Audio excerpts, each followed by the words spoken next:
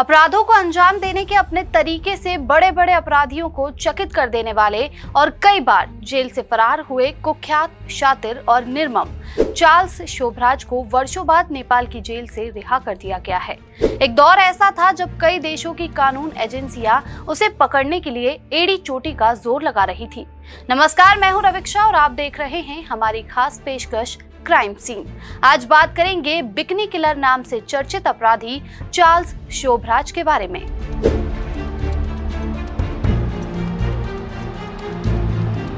Charles Sobhraj का शिकार हुई कई महिलाएं अपनी हत्या के समय बिकनी पहने मिली थी, इसलिए उसे बिकनी किलर और कई बार जेल से भागने में सफल रहने के कारण सांप नाम दिया गया। उसने 1970 और 1980 के दशक में एशिया में पश्चिमी देशों के करीब 20 यात्रियों की हत्या की।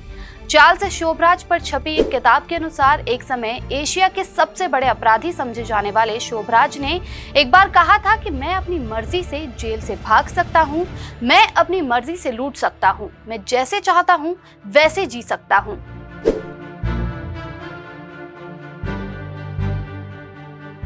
ऐसा बताया जाता है कि शोभराज अपने आकर्षक व्यक्तित्व से विशेष तौर पर महिलाओं को लुभाने में माहिर था। एक समय ऐसा था कि शोभराज के पीछे यूनान, फ्रांस, भारत, थाईलैंड, नेपाल और मलेशिया समेत कई देशों की कानून प्रवर्तन एजेंसियां थीं।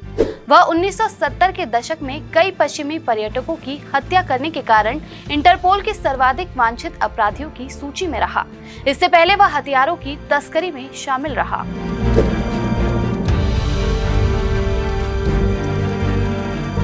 उसे विभिन्न अपराधों के लिए तिहाड़ जेल में 12 साल कैद की सजा सुनाई गई, लेकिन 1986 में वह कड़ी सुरक्षा वाली जेल तोड़कर भाग गया। उसके निशाने पर अक्सर टूरिस्ट लड़कियां होती थी, जिनकी जान वो समंदर या स्विमिंग पूल के इर्द गिर्द लिया करता था। कुछ इसी वजह से उसका नाम बिकनी किलर पड़ गया।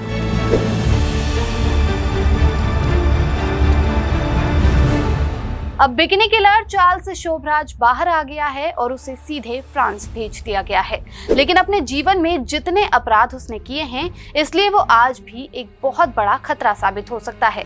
फिलहाल के लिए इतना ही। ऐसी ही तमाम अपराध जगत से जुड़ी खबरों को जानने के लिए आप देखते रहिए हमारा खास कार्यक्रम क्राइम सीन।